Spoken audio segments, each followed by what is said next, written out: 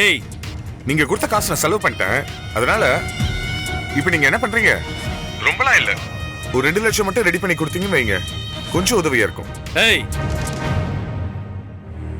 நீ கேட்க கேட்க பணம் கொடுத்துட்டு இருக்கிறதுக்கு என்ன பைத்தியக்காரன் நினைச்சேடா? உன்னை நேர்ல பார்த்தேன், கொலை பண்ணிடுவேன். மச்ச மச்ச மச்ச மச்சா, டென்ஷன் ஆகாதீங்க. தப்பு பண்ணிட்டு இவ்வளவு சத்தமாலாம் பேசக்கூடாது. என்ன இருந்தாலும் தப்பு உங்க மேலன்றத மறந்துட்டீங்களா? எப்படிப்பட்ட விஷயத்துல என்கிட்ட மாட்டிருக்கீங்கன்னு தெரியும்ல. இந்த விஷயம் மட்டும் உங்க ஃபேமிலிக்கு தெரிஞ்சது.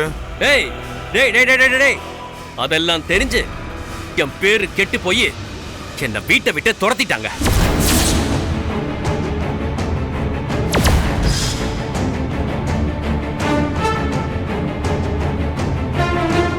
என் பொண்டாட்டியையும் பிள்ளையும் என்கிட்ட இருந்து பிரிச்சு என்ன செருப்பால் அடிக்காத குறையா அந்த வீட்டை விட்டு துரத்திட்டாங்க.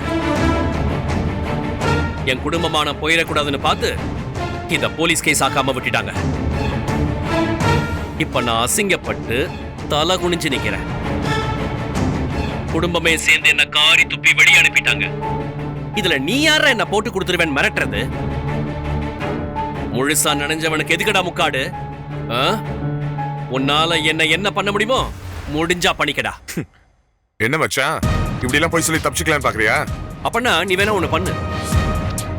வேணும்னா நான் சொல்றது பொய்யா இல்லையான்னு நீ விசாரிச்சு தெரிஞ்சுக்க. நானே சொல்றேன், நீ இப்பவே எங்க அத்தை வீட்டுக்கு போய் தாராளமா நீ என்ன வேணாலும் சொல்லிக்க. உன்னால முடிஞ்சதை பார்த்துக்கடா.